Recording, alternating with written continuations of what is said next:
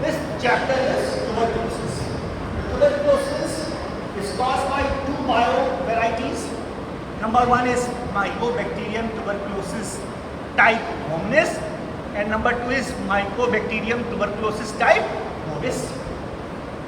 तो पहला है होमिनिस, ये ह्यूमंस में होता है और ह्यूमन की ह्यूमन ट्रांसमिशन होता है, person to person via respiratory droplets. ठीक है, तो पहले नंबर पे माइकोबैक्टीरियम ट्यूबरकुलोसिस टाइप होमिनिस, ये वैरायटी होमिनिस, और second variety of tuberculosis is mycobacterium tuberculosis variety bovis. Bovis to animals, so this is transmitted from animals to humans, so it is a zoonotic disease. तो zoonotic बहुत important zoonosis आना short में, तो एक zoonotic आपको यहाँ पर जैसे देखिए माइकोबैक्टीरियम बोविस है जो एक्स्ट्रा पल्मोनरी ट्यूबरकुलोसिस जाता है, एक्स्ट्रा पल्मोनरी, और रूरल इंडिया में बहुत बहुत कॉमन, बहुत ही ज़्यादा कॉमन। क्यों?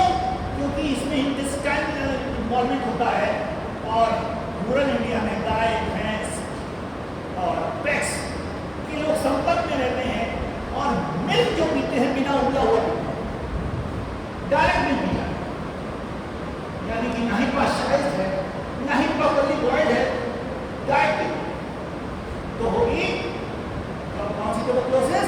Extra pulmonary, very common in clinical practice known as Koch's abdomen.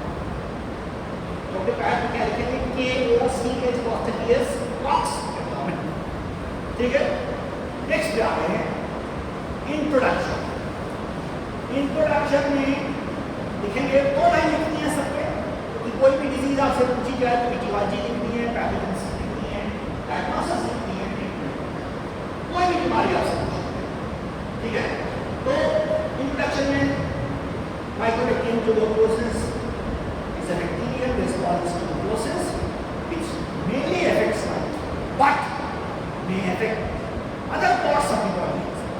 अब ये सवाल पूछा जाता है गैर मालूम में शरीर का सारा अंग ट्यूबरकुलोसिस में हो सकता है, कौन सा पार्ट में ट्यूबरकुलोसिस नहीं? तो जिसमें नहीं होगी उसका आंसर है नेल्स और हेयर्स। तो ये ग्रैंड वाइवा का बहुत ही इंपॉर्टेंट सवाल हो गया, किसमें नहीं होगी? जो किडनी में नहीं होगी, लंग्स में नहीं होगी, इंटेस्टाइन में नहीं होगी, जेनेटिक में नहीं होगी, स्किन में नहीं होगी, जॉइंट्स में नहीं होगी, एक्सेट्रा एक्सेट्रा। तो किसमें नहीं होगी ये सवाल इंपॉर्टेंट हो गया, आंसर इज नेल्स और हेयर्स। ठीक, अब आते हैं पैथोजेनेसिस। इटियोलॉजी में जब बात करें तो इससे हो गई दो वैरायटी से। अब पैथोजेनेसिस कोई भी बीमारी, सेकंड नंबर पे पैथोजेनेसिस। पैथोजेनेसिस मतलब बीमारी होती कैसे, कहाँ से घुसेगी, कहाँ जाएगी और कैसे कैसे कॉम्प्लिकेशन कॉज है, डिसीज पैथोजेनेसिस। तो पैथोजेनेसिस लिखे जा रहे हैं एंट्री ऑफ बेस्ट लाइन, पहला पॉइंट है एंट्री ऑफ बेस्ट लाइन। सबसे पहले क्या होगा, ये एंट्री ऑफ बेस्ट लाइन है, Mycobacterium tuberculosis enters via inhaled droplets, जो हम आसपास के लोगों से कंटैक्ट बना रहे हैं, उनको भी है लेकिन वो प्रेजेंट नहीं कर रहे हैं, उससे हम कंटैक्ट कर रहे हैं, जैसे ड्राइवर्स, आउटगोइंग गेट्स, नेस्पर्टर्स, और हमें एक्सपोज हो गए और ड्रॉपलेट्स हमने सांस ली और टीबी का बैक्टीरिया हमारे अंदर चला गया। जैसे ही जाएगा तो हमारी इम्यूनिटी करेगी कि भाई टीबी ना हो, तो TB bacilli inhibits ribosome lysosome function in bad immunity person and spreads further. आगे बढ़ते हैं, this spreads to macrophages, renal lymph nodes, like mediastinal hilar lymph nodes in the lungs, and then goes to the blood, causes bacteremia and goes all over the body. पूरे शरीर में फैल। अब एक short को बहुत पूछा जाता है पैथोलॉजी में कि बॉन फोकस क्या है और ब्रेन फोकस क्या है, तो इसके बारे में शॉर्ट कोट है, तो थोड़ा सा एक एक पैराग्राफ के बारे में हमें बताना चाहिए। Ghon's focus, what is the definition?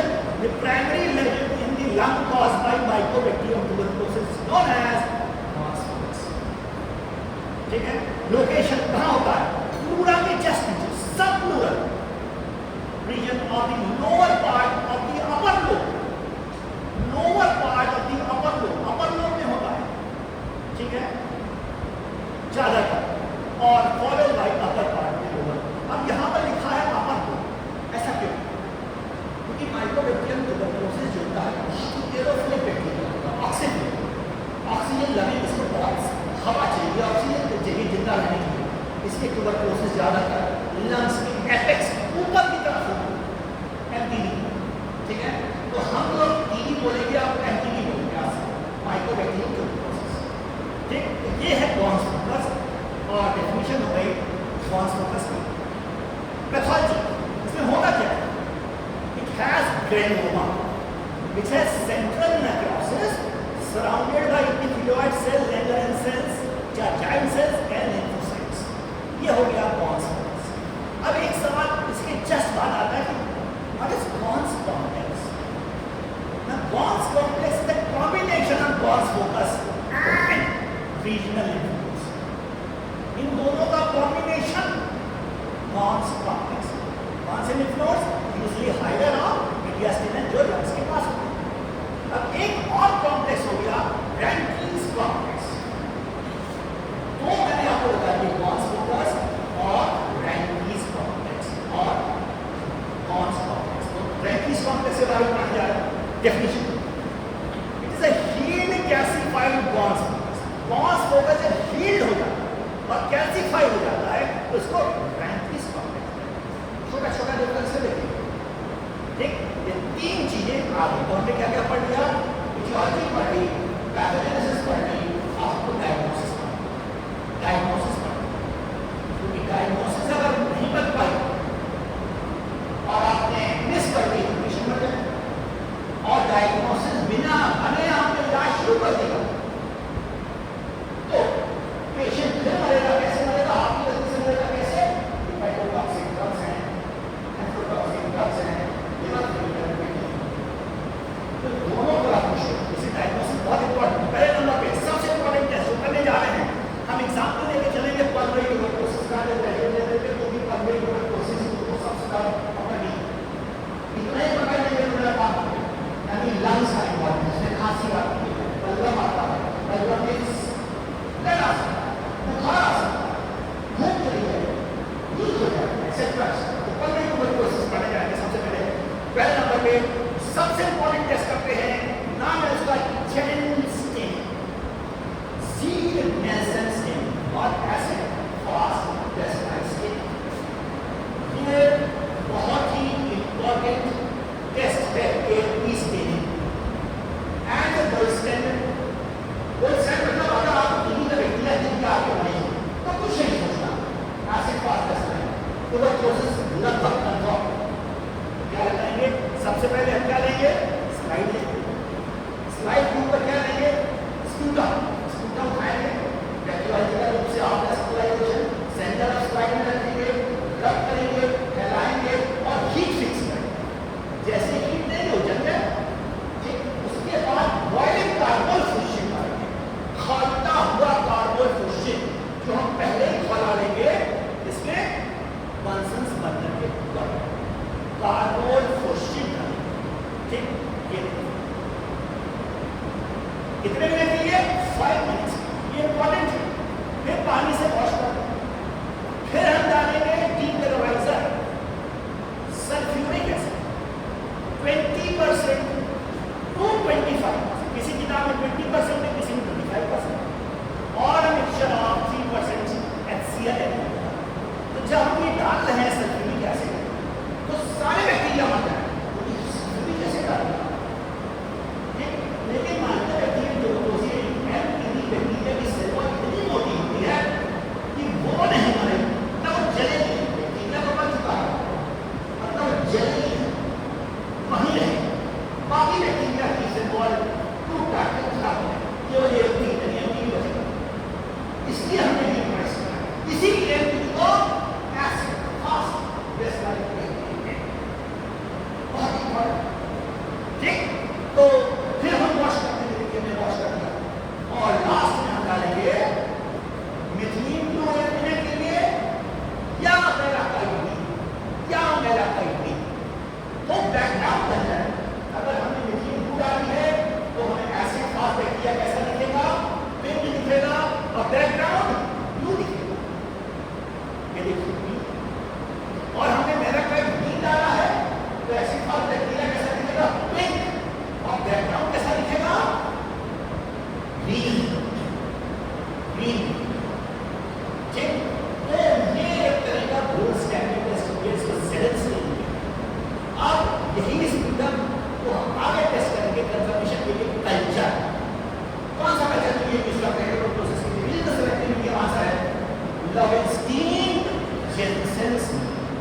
LJ, ये पासिंग मीडिया, कोई बच्चा फेल हो रहा होता है तो उससे कहते हैं भाई आखिरी बार बस LJ मीडियम कहाँ रखा उठा लो और इसके बारे में बताओ, और बता लिया है पास, इसको पासिंग मीडिया भी कहते हैं।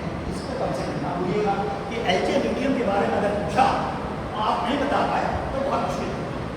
तो सिम्टम हम सबसे पहले उठाएंगे और सिम्टम की सफाई यानी डीकंटामिनेशन। ये मेरे सिम्टम में बहुत सारे बैक्टीरिया जो नॉर्मली मेरे मुंह के अंदर है वो मुझे नहीं चाहिए, तो ओवरऑल है उसकी सफाई करते हैं और इस डीकंटामिनेशन टेक्निक को कहते हैं Petros decontamination and concentration technique. इसमें क्या करते हैं, इट यूजेस 4% सोडियम हाइड्रोक्साइड, ठीक है, as a digestant, so which liquefies mucus, pus, debris and all contaminating bacteria except bacteria, ठीक, तो बाकी बैक्टीरिया और बाकी चीजें आ गई पेट्रोस टेक्निक से और बैक्टीरिया है जो चले जाए। फिर हम बच्चे स्टेराइल बैक्टीरिया को उठाएंगे, ऐसे मीडियम के राज पूरा खोलेंगे नॉनसेंस बंद करके पास एक मिनट के बाद और स्टूडेंट्स ने स्टिक कर देंगे और ऐसे मीडियम को इंक्यूबेटर में रखेंगे ताकि सेल एक से और तब तक इंतजार करेंगे 6 weeks अप टू 6 weeks, यानी कि 6 weeks तक जब वो देखते रहेंगे जैसे ग्रोथ आएगी पॉजिटिव, फिर उसकी एंटीबायोटिक सेंसिटिव लगा देना, इसमें सेल पेरिकोसिस है, टर्मोवालाइट जो सेंसिटिव है, जो रेजिस्टेंट है, पता चल जाएगा और मरीज की डायग्नोसिस आ जाएगा। ठीक, लेकिन इसमें एक लिमिटेशन, LJ मीडियम में रिजल्ट कब आ रहा है 6 weeks में आ रहा है, 6 weeks, ठीक, तो 6 weeks तक तो भाई हम इंतजार नहीं कर सकते, तो अपना 6 हफ्ते का इंतजार होता है, फिर 6 हफ्ते में रिजल्ट लेके आओ तो हम इलाज नहीं कर जाएगा, ठीक, तो हम दूसरे मेथड में और दूसरे मेथड में जाने से पहले क्योंकि LJ मीडियम अंडर ग्रेजुएट्स में बहुत ही इंपॉर्टेंट मीडियम है, इसका कंस्टिट्यूएंट पूछा इसमें पढ़ा है, ठीक, तो इसमें क्या क्या पढ़ा है, पोटैटो फ्लोर यानी आलू का आटा जो स्टार्च प्रोवाइड करता है MTD, एल एस्परागिन पूछा जाता है, एल एस्परागिन क्यों पढ़ा, क्योंकि ये ऑर्गेनिक नाइट्रोजन प्रोवाइड करता है ट्यूबरकुलोसिस बैक्टीरिया की ग्रोथ के लिए। मोनोपोटेशियम फॉस्फेट ये buffer, magnesium citrate it provides magnesium to the bacteria, malachite B ये सेलेक्टिव एक जहर है, पॉइजन है जो सब बैक्टीरिया को मार देता है except MTB, that is why MTB is known as selective, केवल एंटीबी को क्योंकि सारे बैक्टीरिया मार दी जाएंगे किसके द्वारा, मेलाकाइड B, इतनी इंपॉर्टेंट चीज, that is why it is known as immunity। फिर से ग्लिसरॉल का ग्लिसरॉल एंटीबी डोट को इलाज बढ़ा देता है और एग बेस्ड अंडे पर अगर बहुत वाइवा टफ हो जाए तो एग्जामिनर पूछता है कि LJ मीडियम को स्टराइज कैसे करें, इसको ऑटोक्लेव नहीं करते, इसको इंस्पिरेशन से स्टराइज करते, इतना इंपॉर्टेंट इंस्पिरेशन से करते, क्योंकि ऑटोक्लेव में टेम्परेचर ज़्यादा होता है, इसके अंदर पड़े अंडे और जो अंडे में होगी प्रोटीन और टेम्परेचर ज़्यादा है प्रोटीन छूट जाएगी ज़्यादा लो टेम्परेचर इंस्पिरेशन। फिर एग्जामिनर पूछता है कि बता दीजिए अंडे डालने से पहले अंडे को कैसे स्टराइज करें, तो अंडे को स्टराइज करने के पहले अंडे को पानी से साबुन से धोते हैं, फिर पानी से धोते हैं और एक बाउल में रख देते हैं, स्प्रेड डाल देते हैं और दूर से माचिस जला के फेंक देते हैं, स्प्रेड जल जाती है और अंडे का आउटर शेल स्टराइज हो जाता है। अब 2 महीने में 2 मिनट के बाद वहाँ जो आपने आग लगाई है वो बुझ जाती है और अंडे स्टराइज हो जाते हैं, ठीक है, इतनी इंपॉर्टेंट चीज है, उसको खो नहीं सकते LJ मीडियम, यही आपको पास करना है, ठीक, तो हम उसको जब इंक्यूबेट कर देंगे तो हर हफ्ते आके हम जब देखेंगे तो हमें क्वालिटीज कैसी क्वालिटीज दिखेंगी, कॉफी कॉलीफ्लावर रेडिश येलो, ठीक, इस तरह की हमें क्वालिटीज दिखेंगी तो हमें पता चल जाएगा कि हमारे पेशेंट को MTB बैक्टीरिया का इन्फेक्शन है, ठीक, तो अगर पॉजिटिव आ रहा है ये फिर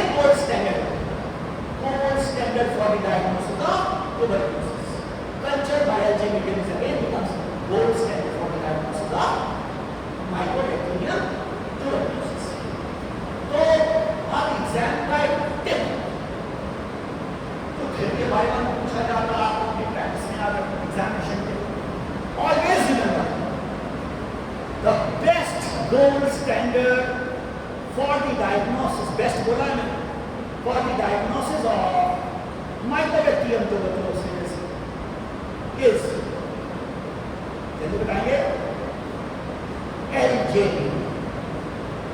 ठीक, तो LJB कल्चर। अब इसमें देखिए एक और चीज बताया जा रहा है, मैंने बच्चों को बताया कि ट्यूबरकुलोसिस दो तरह से हो सकती है, माइकोबैक्टीरियम ट्यूबरकुलोसिस टाइप मोबिस और माइकोबैक्टीरियम ट्यूबरकुलोसिस टाइप मोबिस। जानते हो भाई, तो ये भी यहाँ डिफरेंशिएट हो सकता है। कैसे? जो माइकोबैक्टीरियम ट्यूबरकुलोसिस की कॉलोनी है, एमटीबी, यानी जो हम लोग के अंदर हो रहा है ह्यूमस में, वो ग्लिसरॉल खाता है और एलजे मीडियम में जाके चिपक जाए, उसकी कॉलोनी चिपक जाए, उसको उठाना बहुत मुश्किल होगा। And these colonies are known as eugonic colonies. और इसके विपरीत जो जानवरों से टीबी हो रही है, एमटीबी बोविस, वो डिस्कोनिक कॉलोनीज होती है, यानी कि वो एलजे मीडियम के सबस्ट्रेट को लव नहीं करती। अगर आपने धूप से उठाया बायोसेफ्टी कैबिनेट के अंदर, तो आराम से एलजे मीडियम को छोड़ दें। So these are disconik colonies। ठीक है, अब किसी भी बैक्टीरिया को कंफर्मेशन करने के पहले हमको ये टेस्ट करना पड़ता है, जो बार बार आपको पता है, कोई भी बैक्टीरिया हो, उस टेस्ट का नाम है बायोकेमिकल टेस्ट। कल्चर में कॉलोनी बोलते हैं, अब इस कॉलोनी का हमें बायोकेमिकल टेस्ट, कोई बैक्टीरिया हो, E coli, staphylococcus, Streptococcus, etcetera etcetera, जरा एक छोटा सा चार्ट बनाओ, सारी चीज इस चार्ट में। कौन कौन से टेस्ट करते हैं? माइकोबैक्टीरियम ट्यूबरकुलोसिस कॉम्प्लेक्स या माइकोबैक्टीरियम ट्यूबरकुलोसिस बोविस, और एटिपिकल, एक दूसरा ग्रुप है, ये बताएंगे एटिपिकल माइकोबैक्टीरियम। ये सैप्रोफिटिक माइकोबैक्टीरिया होते हैं, बहुत शॉर्ट होता है, इसको कई नाम से बोला जाता है, atypical mycobacteria, MOTT Mycobacterium other than tuberculosis, या सैप्रोफिटिक माइकोबैक्टीरियम, जो सॉइल में रहता है, पानी में रहता है, नल के पानी में रहता है, और जिन पेशेंट्स की इनकी कम होती है उनको ये इन्फेक्शन, कितने करेगा, ट्रांसप्लांट के मरीजों में, एड्स के मरीजों में, कैंसर के मरीजों में ये इन्फेक्शन। ठीक, छोटे बच्चों इनकी भी इम्यूनिटी कम, तो ये सबसे इंपॉर्टेंट टेस्ट है कैटलेस टेस्ट। ये स्ट्रांगली पॉजिटिव होता है टिपिकल एंटीबी बीपी, पेरोक्सिडेज नेगेटिव, राइल सल्फेटेज टेस्ट ये पॉजिटिव होता है, ये पी पॉजिटिव। ठीक, और ये नियासिन नेगेटिव पॉजिटिव। कहने का मतलब है कि हमने बहुत शॉर्ट में आपको डायग्नोसिस की तरफ ले गए और कंफर्म कर दी कि हमारे फीमेल बैक्टीरिया में एमटीबी बैक्टीरिया है। ठीक है, अब पहले बता चुके हैं आपको, मैं इतना वेट नहीं कर सकता 6 घंटे तब तक मेरा मरीज कर चुका होगा, रिपोर्ट आएगी का इलाज करता है। तो इससे पहले अब हम लोग नया टेस्ट करते हैं, और जो हमारी टेक्स्ट बुक है मेडिसिन की, हैरिसन और गवर्नमेंट की गाइडलाइंस, जब आपको दूसरा टेस्ट करना है, नाम है उसका सीवी नेट। तो जितनी गाइडलाइंस हैं WHO की, जो लेटेस्ट गाइडलाइंस हैं, वो कहती हैं आपको सीवी नेट करना है, उसको जीन एक्सपर्ट टेस्ट करना है, जीन एक्सपर्ट टेस्ट। ठीक, और इसकी डायग्नोसिस मात्र 2 घंटे में होगा, केवल 2 घंटे। सिम्टम लीजिए, कोई भी क्लिनिकल मटेरियल ले लीजिए, पूरा ले लीजिए, SIT फ्लूइड ले लीजिए, जॉइंट फ्लूइड ले लीजिए, और उसको प्रोसेस करके कार्टिलेज होता है, जैसे प्रिंटर में कार्टिलेज होता है, उसमें डाल दीजिए, मशीन में कार्टिलेज डाल दीजिए, मशीन को बंद कर दीजिए, ऑटोमेटिक 40 मिनट के अंदर कंप्यूटर में कुछ जाता है, तो पॉसिबल। और अगर इसका DNA नहीं है, DNA इनोवेट नहीं हो पाता है, यानी PCR का प्रिंसिपल नहीं हो पाता है, तो टेस्ट नेगेटिव और ग्राफ नहीं उठेगा। समझ में आने बात? और इसमें 2 तरह के टेस्ट, इंपॉर्टेंट बात बताना, एक होता PCR, एक होता RT-PCR। PCR में DNA एम्प्लीफाई करते हैं, और RT-PCR में RNA को कॉपी DNA में बदलते हैं, उसको एम्प्लीफाई करते हैं। यानी अगर PCR पॉजिटिव है किसी मरीज का, जीन एक्सपर्ट वाला, सीनियर वाला, तो उस मरीज को ट्यूबरकुलोसिस है या नहीं भी हो सकता। मतलब टीबी का बैक्टीरिया हम सांस से देख सकते हैं, लेकिन हमें टीबी हुई नहीं है, लेकिन बैक्टीरिया है,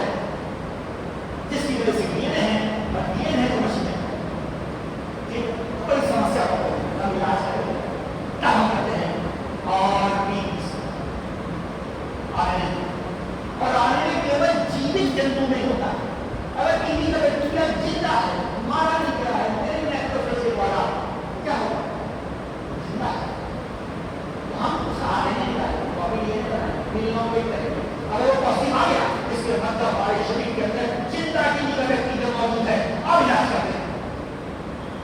ठीक, जो अच्छे कंडीशन होते हैं पीसीआर पे ज्यादा ध्यान नहीं देते।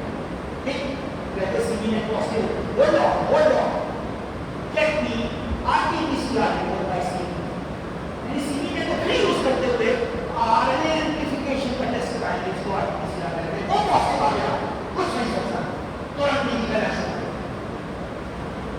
ठीक, आरएनए टेस्ट कहा 6 हफ्ते कहा 2 घंटे फिर diagnosis. Now government of India has provided seeking in all primary health, all यानी कि हर CHC पे भारत सरकार ने सीबी में मशीन लगा दी है, क्योंकि सीबी को इरेडिकेट करना है अपने देश में। जल्दी डायग्नोसिस, जल्दी ट्रीटमेंट लेने के पड़े हुए हैं। खुद सांस ले रहे, खुद सांस छोड़ रहे, दूसरे को इन्फेक्ट करते चले जा रहे। ट्यूबरकुलोसिस इरेडिकेशन प्रोग्राम जो है सीबी ने सच करा। कोई पास नहीं मशीन, ध्यान से देखेंगे, ये देखिए मशीन सीबी ने, ये कार्ट्रिज जिसके हमने अंदर सैंपल को लोड किया और इसमें 4 बॉक्स है, 1 2 3 4। अगर 4 boxes the machine costs approximately 40 lakhs and if it has 16 boxes costs about 80 lakhs, but government has given free to all the centers. What early diagnosis up to doses इतना बड़ा चीज है, बहुत चीज रहने को लेकर देखा है। तो जीन एक्सपर्ट, उसको जीन एक्सपर्ट कैसे कहते हैं? क्योंकि मशीन का नाम जीन एक्सपर्ट है। मेथड ये यूज हो रहा है cartridge is nucleic acid amplification test. ठीक है, तो सीबी नेट इसका फुल फॉर्म। और एक चीज और बता है जिसको आप कह रहे हैं multiple drug resistant. Heavy shot होगा तो एंटीआईवी बहुत कॉमन है, आपने करना है प्रैक्टिस। क्योंकि अगर रेजिस्टेंट है तो एटीपी खाने में भी मेडिटेशन को और इन्फेक्शन कहाँ पर है, अगर आपने खा तो आप मृत्यु हो। फिर एक और टेस्ट करते हैं ये पता लगाने के लिए कि ये मरीज का सिम्टम रिफ्रैक्टिव सेंसिटिव है या रिफ्रैक्टिव रेजिस्टेंट, ये इसी में से करते हैं। और उस टेस्ट का नाम दिया गया है GeneXpert MPV test. GeneXpert MPV test तो हमें तुरंत 2 घंटे का पता चलेगा रिफ्रैक्टिव सेंसिटिव है। अगर रेजिस्टेंट है तो हम रिफ्रैक्टिव सेंसिटिव के सेकंड लाइन में चले जाएंगे, तो ये उसके लाइन वही है आपके पास सेकंड लाइन का जवाब एंटीट्यूबरकुलर बहुत सारा न्यूरोफ्लॉक्सिस कैरामाइसिन सोडामाइसिन एसेट्रा एसेट्रा। और अगर सेंसिटिव तो हम ये अपना सिंपल वाला रेजीम है वो फॉलो करेंगे, सिंपल सा रेजीम फॉलो करेंगे एटीपी का। ठीक, तो कौन कौन सी ड्रग्स यूज करते हैं? फर्स्ट लाइन कम से कम इतना तो याद करेंगे, आइसोनेक्स, रिफैम्पिसिन, पाराजिनामाइड, इथानोल, HRZE। ठीक है, इसकी मैकेनिज्म एक्शन सामने लिखा हुआ है। और शुरू में इसको हम लोग first 2 month intensive phase of treatment कहते हैं। 4 ड्रग यूज करना है, 4 ड्रग से यूज करते हैं। हमारा नीला रेगुलर रेजिस्टेंट आप आइडेंटिफाई करने के लिए this is an notorious bacteria, बहुत बदमाश कुंडा है। क्यों? इसकी सेल वॉल पर कोई ठीक से नहीं मार, जब सल्फ्यूरिक एसिड नहीं मार पाया तो ऐसे मार पाया क्या देखिए ये मिस्टेक समझ नहीं पाया। तो ये ध्यान रखेंगे 4 ड्रग हो जाएगी और पहले 2 महीने अगले 4 महीने तक isolate rifampicin and the treatment is given daily. तो प्राइमरी हमने आपको ट्रीटमेंट बता दिया। तो ये है ट्यूबरकुलोसिस का ट्रीटमेंट।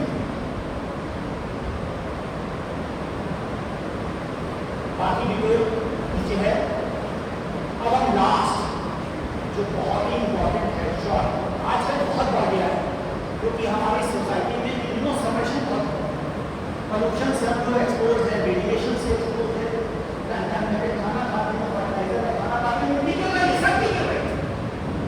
तो एक टिपिकल माइक्रोबैक्टीरिया का इन्फेक्शन सोसाइटी में बहुत बार होता है, खासकर से छोटे बच्चों में पीडियाट्रिक्स देखा होगा आपने, छोटे बच्चे गले में गांठ बहुत आज ही देखिए, छोटा बच्चा 4, 5, 6, 7 साल का गले में गांठ है, वेरी वेरी रॉन्ग, लगभग सभी किसे होती है एक चीज माइक्रोबैक्टीरिया से सर्वाइवल एनालिसिस करता है, नाम है उसका माइक्रोबैक्टीरियम स्पोरोरियम। ठीक, तो ये थोड़ा सा डिफरेंट होगा एक mycobacterium. So it is classified into 4 groups: photochromogens, photochromogens, non-chromogens, rapid growers। नाम से इसका क्लासिफिकेशन है। फोटो माने लाइट, लाइट के प्रेजेंस में ये पिगमेंट बनाएगा, रंग देगा जो आंखों से दिखेगा। photochromogen pigment in dark and light both, specially darkness यानी डार्क में ज्यादा पिगमेंट दिखेगा photochromogens में। नॉन फोटोक्रोमोजेन में कोई पिगमेंट नहीं दिखेगा। जब कल्चर ग्रो करता है और कल्चर देखते हैं रैपिड ग्रोवर्स में ग्रोथ 7 दिन के अंदर आ जाएगी। फिर एग्जाम में सवाल पूछेगा, क्या आपको ऐसा माइक्रोबैक्टीरियम जानते हैं जो 5 दिन में ग्रो कर जाता है? आंसर है रैपिड ग्रोवर्स, जैसे mycobacterium abscessus, mycobacterium fortuitum, mycobacterium chelonae, mycobacterium smegmatis और माइक्रोबैक्टीरियम थ्री।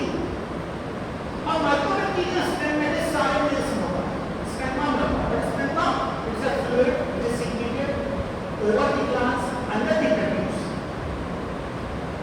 तो हिंदूज में होता है क्या, मुस्लिम्स में सर्कमसिजन हो गया है, एरिया क्लीन होता है आपके नाम हिंदूज जा माइक्रोबैक्टीरियम स्टेगमेटिस कभी बहुत करना था, क्योंकि अगर टीबी आपको नहीं मानी जाए तो इनकी टीबी नहीं और आपको पेशाब लेने की पेशेंट और इसमें होना ही है माइक्रोबैक्टीरियम स्टेगमेटिस, ये जो आता रहता है ये पॉसिबल है, क्योंकि वो नॉर्मल है।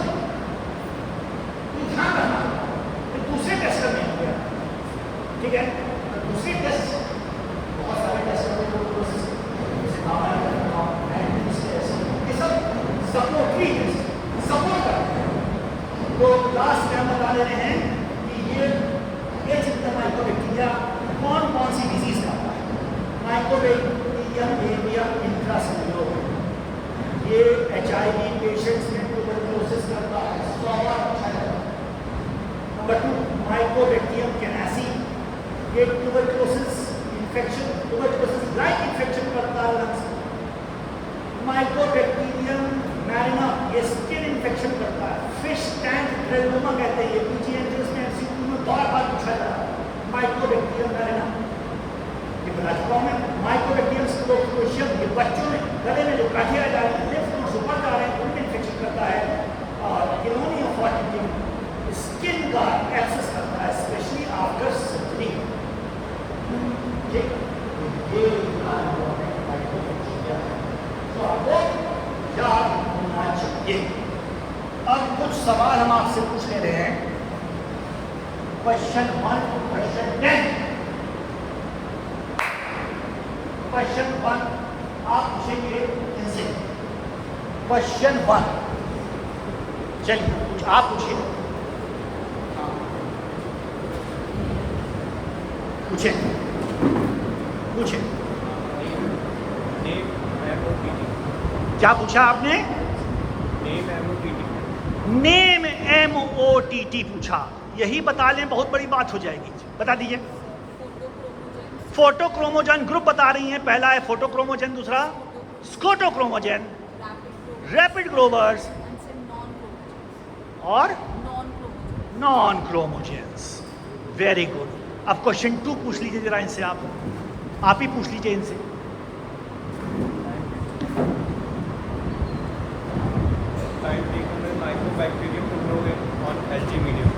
क्या पूछा आपने? हमने सुना नहीं। हाँ, कितना टाइम लगता है MTB को LJ मीडियम पे ग्रो करने के लिए बताइए? अप टू 6 वीक्स, यानी हमें इंतजार करना पड़ेगा 6 हफ्ते तक LJ मीडियम अगर यूज कर रहे हैं तो। ठीक है, तो अगला सवाल पूछेंगे, 2 सवाल हो गए। और अगला सवाल, जो भी सवाल होगा मैडम पूछेंगी, इनसे पूछिए या आप इनसे पूछिए। अगला सवाल,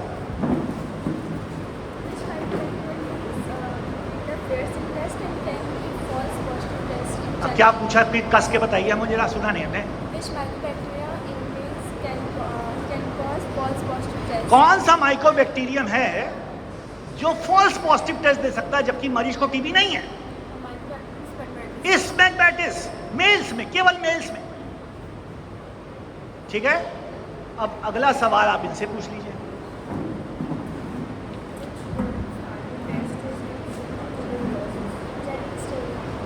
हाँ, क्या पूछ रही हैं? हमको आवाज नहीं आई, आप कस के बोलिए। Which is the gold standard test? ZN staining और कल्चर LJ मीडियम। ठीक, ये सवाल हो गया। अब मैडम पूछेंगी, आप पूछेंगी इनसे कि अगला सवाल कि आज के चैप्टर, आज में क्या पढ़ा, क्या सवाल आज समझ सकते हैं।